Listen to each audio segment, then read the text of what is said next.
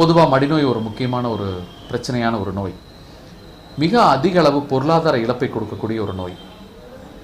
ஒரு 12 litre 15 litre கறக்கிற ஒரு மாட்டில் அந்த மடி பாதிக்கப்பட்டு மடி சூடாகி மடி வீங்கி அந்த மடியில் இருக்கிற பால் திரிஞ்சு திரியாகவோ அல்லது ரத்தம் கலந்தோ இல்லை சீல் பிடித்தோ அந்த மடி கடைசியில் கல் மாதிரி ஆகி அந்த பால் உற்பத்தி நின்று விடுற ஒரு சூழ்நிலை நம்ம பார்க்குறோம்.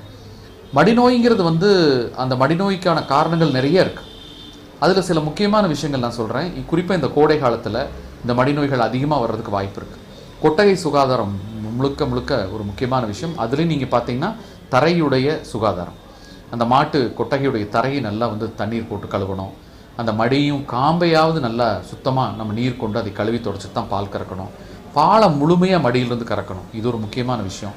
4வது என்னென்னா, இந்த பால் கறந்ததுக்கப்புறம் மாடு ஒரு அரை மணி நேரம் கீழே படுக்கக்கூடாது. ஏன்னா பொதுவாக பால் கறந்ததுக்கப்புறமா ஒரு அரை மணி நேரம் மாட்டுடைய காம்பு துவாரம் திறந்தே இருக்கும்.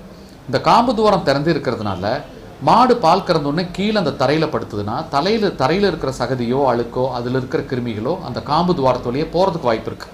அப்போது நாம் இந்த பால் கறந்து முடித்து அந்த மாடை அரை மணி நேரம் கீழே படுக்க விடாமல் திசை திருப்பினாலே மடிநோய் வரதை நம்ம தவிர்க்க முடியும். பொதுவாக அந்த பால் கறந்து முடிச்சதுக்கப்புறமா விவசாயிகள் என்ன பண்ணலான்னா, இது பொட்டாசியம் பர்மாங்கனேட்னு ஒரு கிருமி நாசினி உப்பு.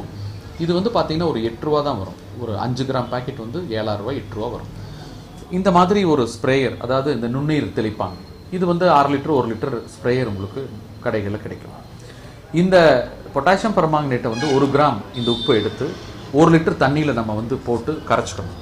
இதை கரைச்சிட்டு பால் கறந்து முடிச்ச உடனே இந்த கரைசலை மாட்டோட மடி மேலே நம்ம தெளித்தோம்னா, ஸ்ப்ரே பண்ணோம்னா, இந்த பொட்டாசியம் பர்மாங்கனேட் அந்த கரைசல் மாட்டோட மடியிலிருந்து அது வழிந்து மாட்டோட காம்புக்கு அந்த காம்புல வழியாக உள்ளே இருக்கிற துவாரத்து வழியாக அந்த கொஞ்சம் அந்த கரைசல் உள்ளே போகிறதுனால நுண்ணுயிரிகள் அல்ல நோய் தாக்கக்கூடிய நுண்ணுயிரிகள் உள்ளே போகாது. ஒரு மிக எளிய முறை இது. ஒரு சின்ன வேண்டுகோள் என்னென்னா, விவசாயிகள் இந்த உள்நிலை மடிநோயை அவங்க கண்டறிஞ்சு அவங்க மாடுகளை முன்னெச்சரிக்கையாக இது பண்ணிட்டாங்கன்னா, நம்ம கோவை மாவட்டம் மட்டும் இல்லை, தமிழகம் மட்டும் இல்லை, இந்தியா பூரா மிக அதிக பொருளாதார இழப்பை கொடுக்கக்கூடிய இந்த மடிநோயை தடுக்க முடியும் அப்படிங்கிறது எங்களுடைய வேண்டுகோள்.